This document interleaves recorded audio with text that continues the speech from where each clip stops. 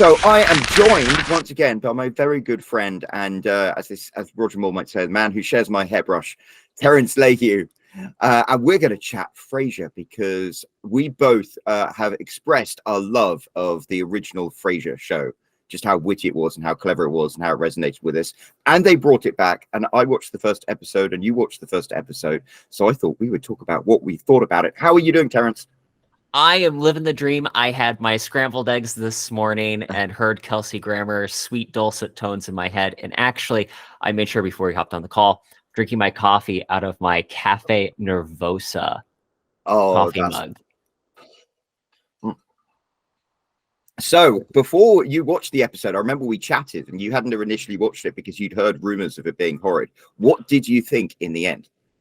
I was pleasantly surprised. So I had read, I think it was the New York Times, one of the New York publication things, because there's so many that say New York something, had said they'd watched 5 episodes and found it horrible. It was blah, blah, blah, blah. And I'm like, oh. And I'm a big How I Met Your Mother fan. Yes. So when they came out with the How I Met Your Father series, I had gone through the torrent of emotions, which was a revival of a show that I love, or a continuation of it, and it absolutely fell down completely flat. So I didn't want to be hurt again. And so I wasn't necessarily going to watch it, but then I watched the first 2 episodes last night and I laughed my head off. There were times where I could definitely tell that you feel the mechanics of things moving, but all in all, I was so pleasantly surprised. 100% delighted. Yeah, I genuinely laughed out loud several times, and I've only watched the first episode, so no spoilers for the second. I won't spoil the second one then.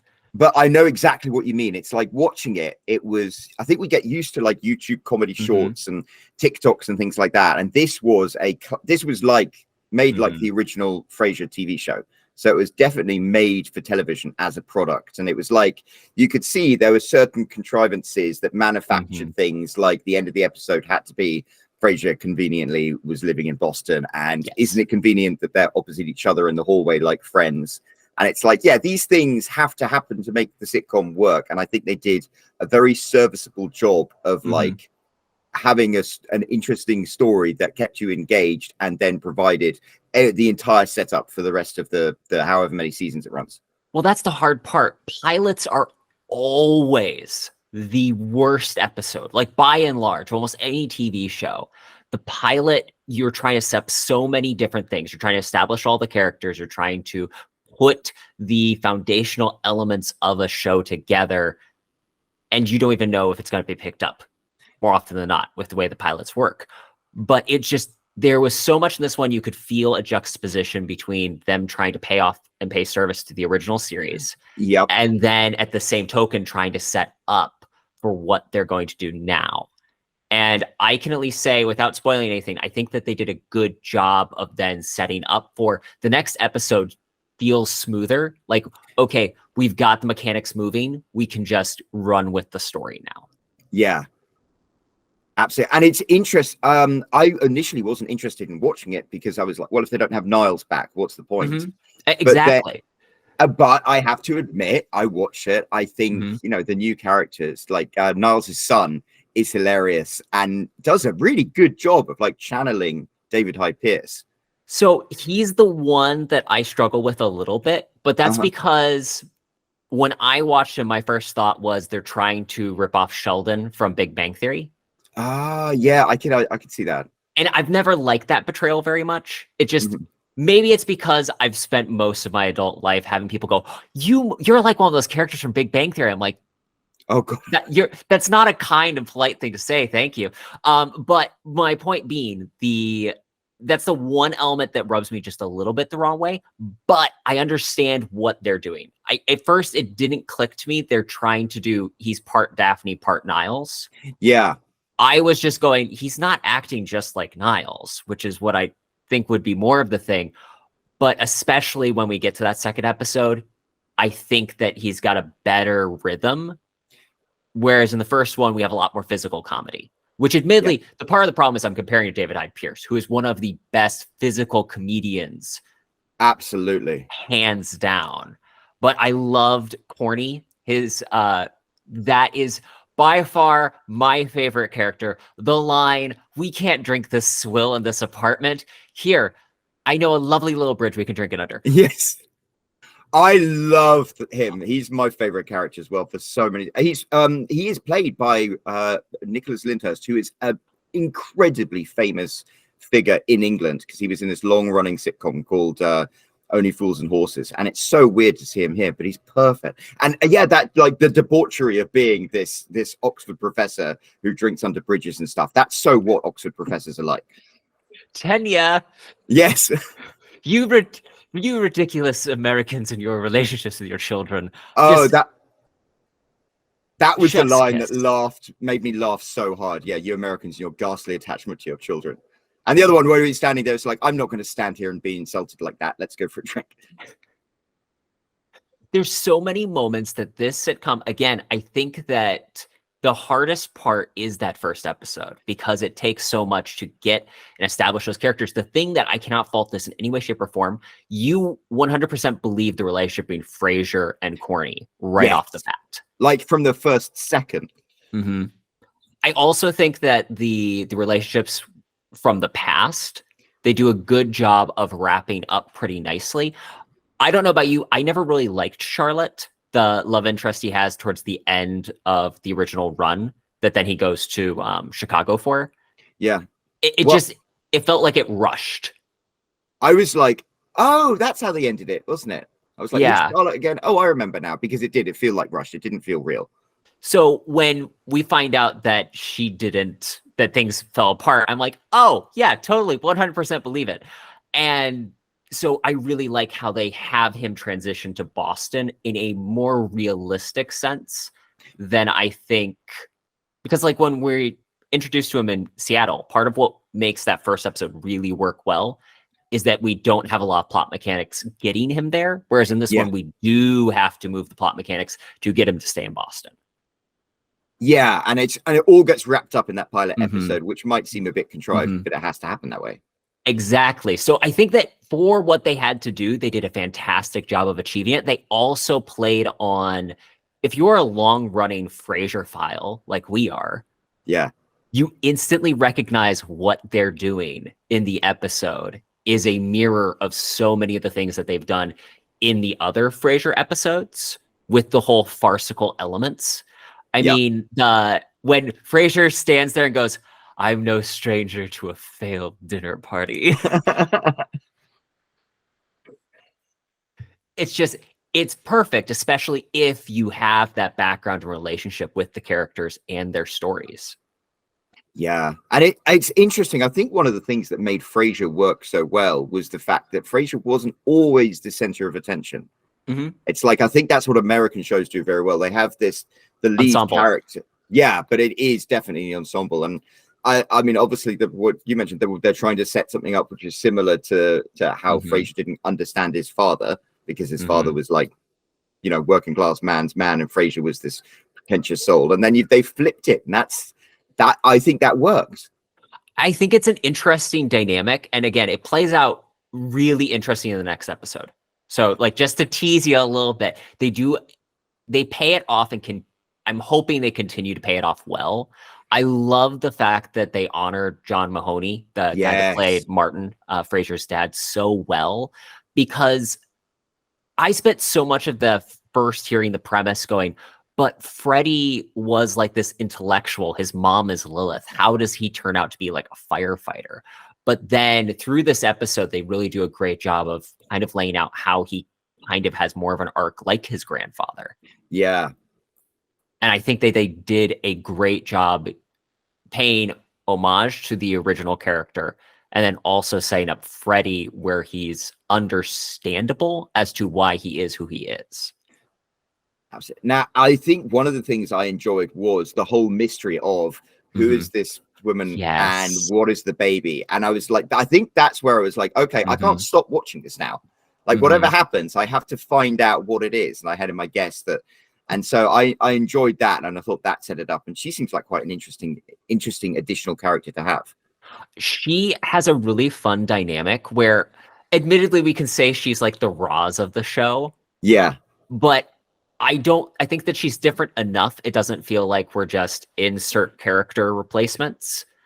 And I think that that's the thing I appreciate by and large about this show so far, is that they're doing a good job of taking a lot of the archetypes that we recognize for the context, for what Yes. Frasier is.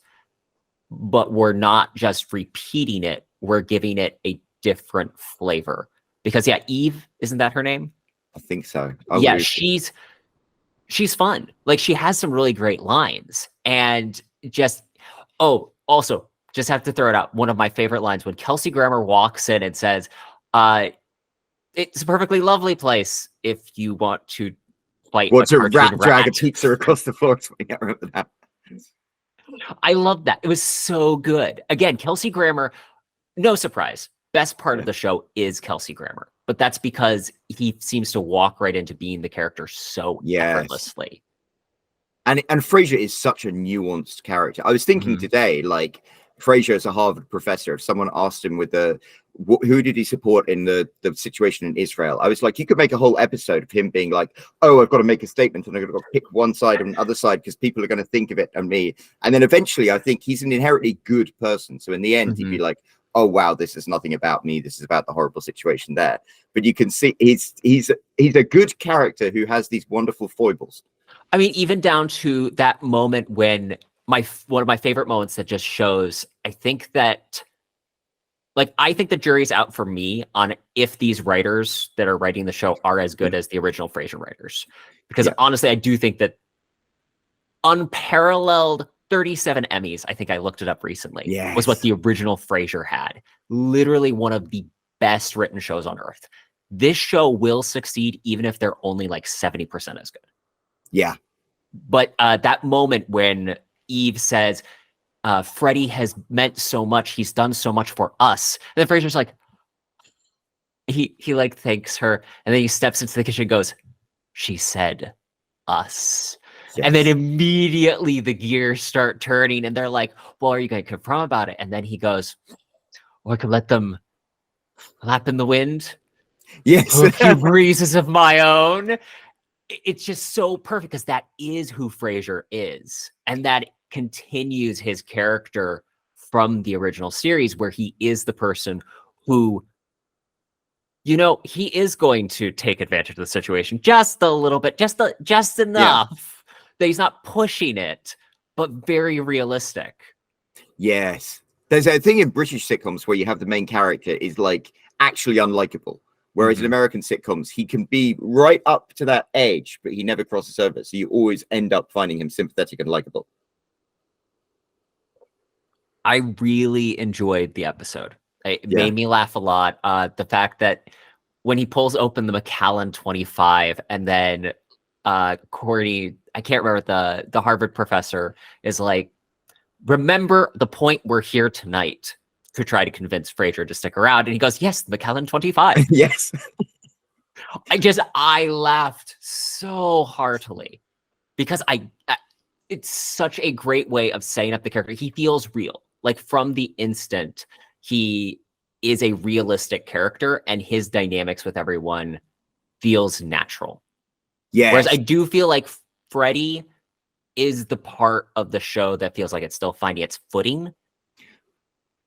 But it's, again, the first episode. And I think that to a certain extent that works on the premise of this because his dad just shows up. Yeah. And he doesn't want to admit that he's struggling financially. He doesn't want to hear about, well, you quit Harvard again. That dynamic, I think, works. It's just the part that's going to take the most time, I think, to develop, which is also fine. That's why it's a show, not a single episode. I think Freddie's also probably the toughest character to even write because he's like, he's your American everyman, and which is a really hard character because I think in John Mahoney's time in the original Frasier run, it was way easier to come up with what is the archetype of this Korean War veteran who's also a cop. That has like a very not narrow margin, but there is a stereotype that's pretty easy to come up with from that basic idea. Whereas Boston firefighter, who would be like I mean, this is also admittedly that weird thing where Freddy is definitely not as old as Freddy actually would be by the time we're here. So you have to kind of like roll back his age a little bit to make it make sense for the plot. But it's just, it's a less defined character to start with. Like from conception, there's so much more room for variability. I think one thing you mentioned earlier, which I think probably will show up in Freddy, is the fact that all of these characters have shades of the characters we love, but it's almost like they get split in two. It's like the witty conversations between Frasier and Niall, I think, are now going to be between Frasier and Corny, except Corny isn't as pretentious as Niall's was. So you have that is kind of lifted up by Niall's and Daphne's son, but of course he's not a blueprint of Niall's because he's got that weirdness of Daphne. And then Freddy, I think, Freddy is the working class everyman like his granddad was, except also he's a Harvard dropout, and he comes from a privileged background, which is not what most firefighters in Boston would do. So I wonder if that's going to be something that blossoms out as the series goes on. I'm really excited, like genuinely, in a way that I did not anticipate. I just got the free trial for Paramount Plus. I was like, hey, if this show bombs, there's no reason I should stick around with this subscription. But I genuinely, I had got Paramount Plus when it first came out because they had been talking about this Frasier revival, and then nothing had happened for so long. And now I'm probably going to keep it just because this show, I have hope. Yeah, I think that's it. I think I watched it and I'm like, you know what? This is good. It's familiar and it's twisted and it's it left me really optimistic as well. I'm going to watch the second episode today just because you recommended it. So what was your highlight in the episode? Did you have a favorite line or favorite moment? I think my favorite line was the "Oh, you Americans and your ghastly attachment to your children." I think we ought to mention her. What's her name? Olivia, who's the Harvard department head. I thought she was great as well. She reminded me kind of a blend between certain aspects of Roz and Frasier's agent. I can't remember her name. Bibi, was it? Oh, yes, Bibi. Yes, and there was, it's like all of these people are kind of cocktails of the familiar character. But I thought she was kind of witty and fun, and it was interesting when Corny was, focused on getting the 25-year-old McKellen, and she was focused on getting Frasier to join Harvard. And so I think that's one of the things that they did. I noted that in my watch. Like I actually kept a few notes. And one of the things that I really appreciate is good writing means every character should have a want. They have something that they want from the scene. And then conflict is generated through everyone's wants bumping into each other and conflicting against each other. And that's what that entire set piece of, as things escalate more and more, you have 5 different people in the scene that each want something different and are bumping into each other because of it. And they did such a great job at that in that moment. That's what Frasier always did right. The escalation, I think, is what's essential to comedy. If you watch like British comedy, like Fawlty Towers or something, it's always there's a situation that Basil Fawlty creates, and then the more he does stupid things to try and fix it, the worse it gets. Until I used to have to leave the room before the end of the episode because it made me cringe so hard. And Frasier was like that. It's like you watch it and I'm digging my nails into the sofa because I'm like, oh God, like what's he doing now? Frasier's he's making the situation so much worse. And they managed to do that to a certain extent. It wasn't excruciating, but I will be, I'm sure, in the future. Well, and that's the thing that I think with the newly established characters that's more difficult, because most episodes like this that we got in Frasier, we had been in the show long enough that all the characters are fully fleshed out. And as much as a lot of these characters were able to just run with them right off the bat, like Frasier, obviously, we have a familiar attachment to him. The other characters still feel new and fresh enough that when we get into that situation, we don't have the same connection to their wants and needs the same way that we would if we had been with the characters for a few more episodes. So as much as I love the situation, I think that the situation would feel more tense and more interesting if we had grown to like the characters a little bit more before we got thrown into that, oh, here's the farce, here's the disaster, people are lying to each other. Yeah. And it was just a beautiful scene. It was very much like a sitcom, almost like a stage where you got the living room, the kitchen, And then, there are the scenes where Corny bursts through as soon as he picks up the bottle. And then Frasier stands in the doorway so Niles' son can't get through. And that just who I love his name, David. Yes. I'm like, what a great little homage to David Hyde Pierce. I assume that's the reason why. Yes. I forgot his name because I have the memory of the squirrel. That's okay. Especially when you have something like this, because if you think about it, they have a pretty reasonable sized cast. Yeah. Of characters that we can assume are going to be generally consistent. I think that's at least two more people than Frasier's consistent cast was. Yeah. And what is it? So that's Frasier, Corny, Freddie, David, Olivia, and Eve. I think that's 7. Yeah. And I think normally 6 or 7 is right. In Friends, you had the 6 key friends. How I Met Your Mother, I think it was 6 characters, wasn't it? Yeah. So I think that's a good number. Yeah. Well, it's going to be interesting. I'm excited. I'm really going to, I still have that trepidation of I don't want to be hurt again. But that said, again, since I've seen the second episode, I can say that what works, they continue to build on. And I think that the things that I found a little rough, they're already smoothing out. Yeah. So one more point before we do the wrap up. But what about Kelsey Grammer? Wasn't he just so charming? Isn't he just such a charming, charismatic man on television? He is. And it's one of those things where I go back and rewatch. I don't watch Cheers very often. It just isn't my type of show. Yeah. But when Frasier joins Cheers, I enjoy it more because he does have a good gravitas, even at that age. And since then, it's only increased. And now Kelsey Grammer is in his statesman period of life, which makes it so much more fun because everything that is endearing about him, now he also has that old man charm to it. Yeah. Where, someone in their 40s, there's that awkward stage where he's bumbling with women and you're like, oh, you're a little too old for this. But it's still enjoyable because it's Frasier and it's well written. Now at this stage, I appreciate the fact that I think that his insecurities, in some way, you see the character growth where they aren't as prevalent. Now he has different ones. And that's what I'm excited to see them pursue for him as a character. The whole thing, it resonated with me, the whole thing of all he wanted to ever do was be a good father like his dad. And yet, he's not been part of Freddie's life for 30 years, which is that must be rough on him as a character. I felt that made me feel very sympathetic towards him. Well, and it sets up and delivers on something that didn't get a whole lot of screen time in the original show. But in the original show, frequently, when he'd start talking about his insecurities, he'd start talking about the fact that his son lives literally on the other side of the country. And he only gets to see him 2 or 3 times a year. And you never doubt that Frasier genuinely cares for Freddie, especially when he shows up in those episodes. And I'll be honest, the Freddie episodes are kind of not my high ones for the show in general.